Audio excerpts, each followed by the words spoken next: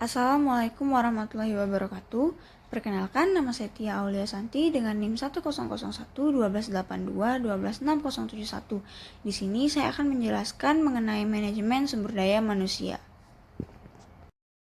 Manajemen sumber daya manusia merupakan kegiatan perencanaan, pengorganisasian, pemberian arahan, dan pengendalian terhadap sumber daya manusia pada suatu organisasi.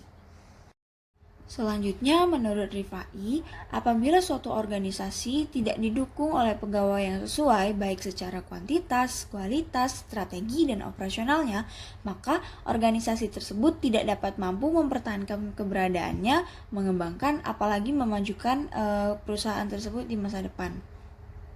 Oleh karena itu, diperlukan adanya langkah-langkah manajemen untuk menjamin organisasi tersebut untuk terus maju di masa yang akan datang. Langkah-langkah pertama yaitu perencanaan sumber daya manusia kesehatan. Perencanaan sumber daya manusia kesehatan merupakan rangkaian kegiatan atau tindakan yang dilakukan untuk menentukan kebutuhan organisasi di masa yang akan datang, serta untuk memastikan bahwa kebutuhan tenaga kerja yang muncul akibat kondisi-kondisi tersebut dapat terpenuhi. Terdapat 3 aspek penting yang tidak dapat dipisahkan dari perencanaan.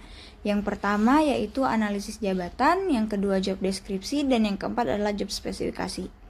Analisis jabatan sendiri merupakan suatu aktivitas untuk mengkaji, mempelajari, mengumpulkan, mencatat, dan menganalisis ruang lingkup suatu pekerjaan secara sistematis dan teratur.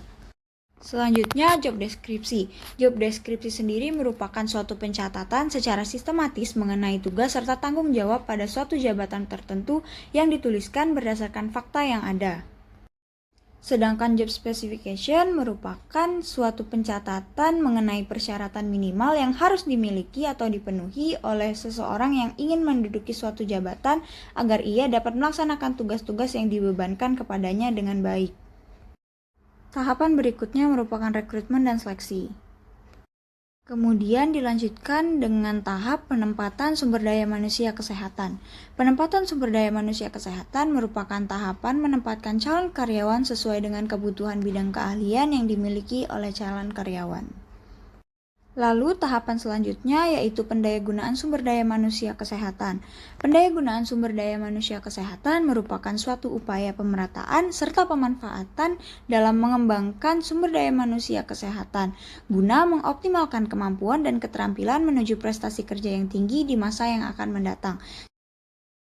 Selanjutnya saya akan membahas mengenai artikel berjudul Analisis Perencanaan Sumber Daya Manusia Kesehatan di Dinas Kesehatan Kabupaten Minahasa Tenggara. Yang melatar belakangi penulisan artikel ini adalah adanya sumber daya manusia dalam bidang kesehatan mencakup beragam individu di dalam maupun di luar setting klinik yang melaksanakan tugas medis serta intervensi dalam masyarakat. Kualitas pelayanan kesehatan sangat tergantung pada pengetahuan, keterampilan, dan motivasi individu yang bertanggung jawab atas layanan tersebut. Untuk mencapai tujuan dan misi organisasi, diperlukan individu dengan kemampuan dan keterampilan yang mampu mengidentifikasi masalah dan memberikan solusi terhadap tugas-tugas inti organisasi. Namun, apabila tidak dikelola dengan baik, sumber daya manusia dapat menjadi ancaman terhadap pelaksanaan kebijakan, strategi, program, dan prosedur suatu kegiatan. Selanjutnya merupakan hasil dan pembahasan dari artikel. Pada artikel masih ditemukan banyak administrasi yang tidak lengkap, bahkan tidak memiliki dokumen perencanaan SDM. Namun apabila ditinjau dari 4 aspek pada hasil penelitian ini dapat dikatakan cukup baik.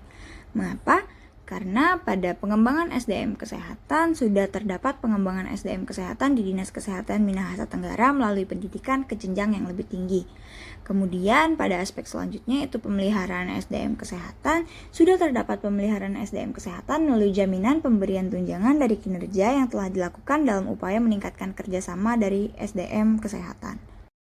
Kemudian pada aspek penggunaan SDM kesehatan, melalui kesempatan dapat mengembangkan karirnya. Hal ini didukung apabila penempatan SDM kesehatan sesuai dengan bidang keilmuannya. Namun, pada aspek pengadaan sumber daya manusia kesehatan, masih kurangnya pemerataan dalam pengadaan melalui jumlah formasi yang masih cukup minim yang diberikan oleh pemerintah daerah dalam arti pengecilan rekrutmen. Baik, mungkin itu saja yang dapat saya sampaikan. Lebih dan kurang saya mohon maaf. Kepada Allah saya mohon ampun. Wassalamualaikum warahmatullahi wabarakatuh. Terima kasih.